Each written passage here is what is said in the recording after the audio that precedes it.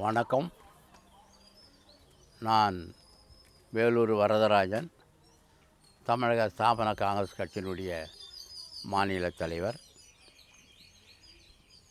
பாராளுமன்றத்தில் மத்திய அரசின் இந்த ஆண்டின் நிதிநிலை அறிக்கை கொடுத்திருக்கிறார்கள். நாம் நிதிநிலை அறிக்கையில் மக்களுக்கு அதிகமான முறையில் நிதி வரியை போடக்கூடாது என்று நாங்கள் கேட்டுக்கொள்கிறோம்.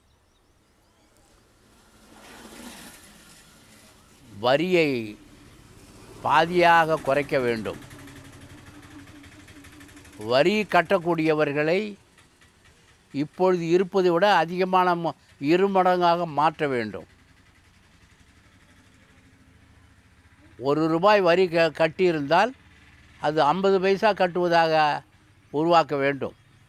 அதே போன்று வரி கட்டாதவர்கள் அவர்களை சேர்த்து இப்பொழுது வரி வசூல் செய்யக்கூடிய எண்ணிக்கையிலிருந்து 2 மடங்காக உருவாக்க வேண்டும்.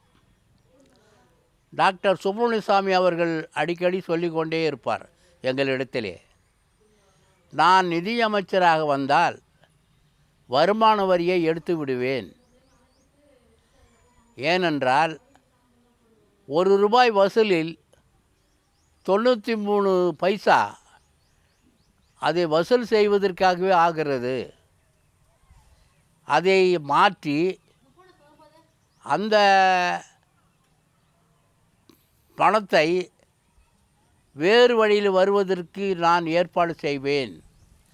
என்னிடத்தில் அதுக்குரிய ஆதாரங்கள் இருக்கிறது என்று அடிக்கடி சொல்வார்.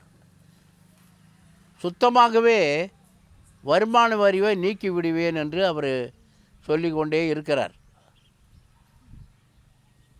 எனவே மத்திய சர்க்கார் இப்பொழுது இருக்கும் வரியிலே பாதியாக குறைக்க வேண்டும். வரி கட்டாதவர்கள் இப்போ கட்டிக்கொண்டு இருப்பவர்களை விட அதை 2 மடங்காக மாற்ற வேண்டும். திருமுருக கிருபானந்த வாரியார் அவர்கள் கூட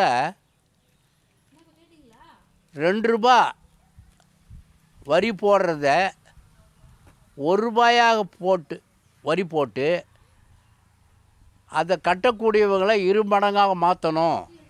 அப்போது ₹1 வரி கட்டினா எல்லாரும் கட்டுறதுக்கு வந்துடுவாங்க. அப்போ வரி ஏய்ப்பு இருக்காது. வரி கட்டுறவங்களுக்கும் சலிப்புத்தன்மை வராது. வரி இருந்தால் தான் அரசாங்கத்தை நடத்த முடியும்.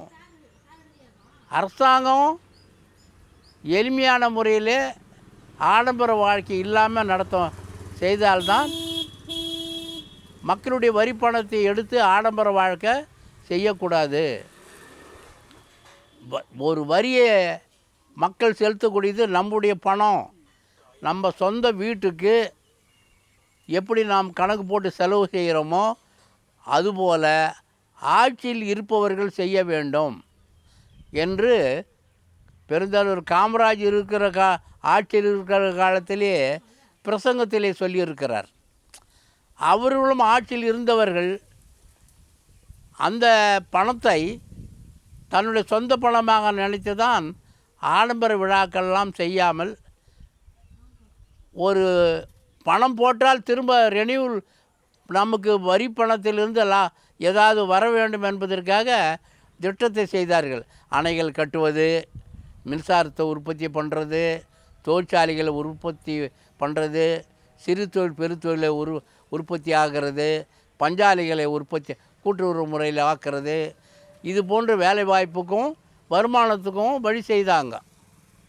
அந்த காலத்தெல்லாம் ரோடு போடுறதுக்கு முடியாத அரசாங்கத்தால் அவங்க பஸ் உரிமையாளர்களை அழைத்து, ரோடு நீங்கள் போட்டுக்கிறதா இருந்தால் உனக்கு லைசன்ஸ் கொடுப்பேன் அப்படின்னு சொன்னார் காமராஜர். அதனால தான் தமிழ்நாடு பூராவும் தமிழ்நாட்டில் எல்லா கிராமங்களுக்கும் காமராஜ் சொன்ன பாணியை வைத்து புதிய ஆட்கள் பஸ் உரிமையாளராக மாறக்கூடியவர்கள் அனைவருமே ஒன்று சேர்ந்து எல்லா கிராமங்களுக்கும் எல்லா ரோடையும் போட்டுக்கினாங்க. அதனால தான் எல்லாத்தையும் விட போக்குவரத்தில் நம்ம நாட்டில் தமிழ்நாட்டில் சிறப்பாக இருந்தது. மக்கள் அந்த உரிமையாளர்களும் மக்களுக்கு உதவி செய்தாங்க, மக்களும் அரசாங்கத்துக்கு உதவியாக இருந்தாங்க. அதனால் வரி அதிகரித்து கொண்டே போவது நாட்டுக்கு நல்லதல்ல. அதை வரி அதிகமானால் அதை மறைக்கிறதுக்கு வழி பார்க்குறாங்க. கட்டாது இருக்கிறதுக்கு என்னென்ன வழி இருக்குது அப்படின்னு பார்க்குறாங்க. வருமான வரியில் எந்தெந்த முறையில் கட்டிட்டு திரும்ப வாங்கிக்கிறது, அந்த முறையும் பெரிய செல்வந்தர்கள் பார்க்குறாங்க.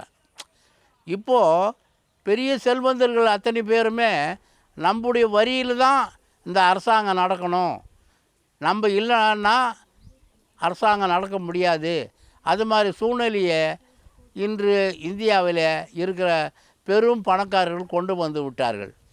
நான் நினைக்கிறவங்க தான் ஆட்சியில் உட்காரணும், நாங்கள் சொல்கிறவங்க தான் நிதி அமைச்சராக வரணும், நாங்கள் நினைக்கிறவங்க தான் பிரதமராக வரணும் அப்படின்னு குறுகிய வட்டத்துக்குள் இருக்கிற பெரும் செல்வந்தர்கள் எல்லாம் ஒன்று சேர்ந்து விட்டார்கள். அதனால் பாமர மக்கள் மத்தியில் இந்த சுதந்திரத்து மேலே ஒரு வெறுப்பு, அரசாங்கத்து மேலே வெறுப்பு வந்திருக்கிறது. ஆனால் அவர்களால் ஒன்றும் செய்ய முடியவில்லை. அவர்கள் வாக்காளர்களாக இருக்கிறோம், நாம் சொல்பவர்தான் எம்எல்ஏ, நாம் சொல்வதுதான்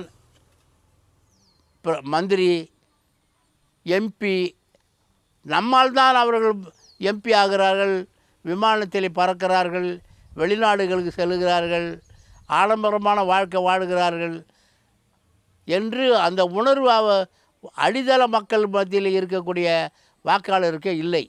ஏதோ ஒரு திருவிழா கூட்டம் போன்று தேர்தல் என்று வந்துவிட்டால் ஒரு திருவிழா மாதிரி நினைக்கிறார்கள்.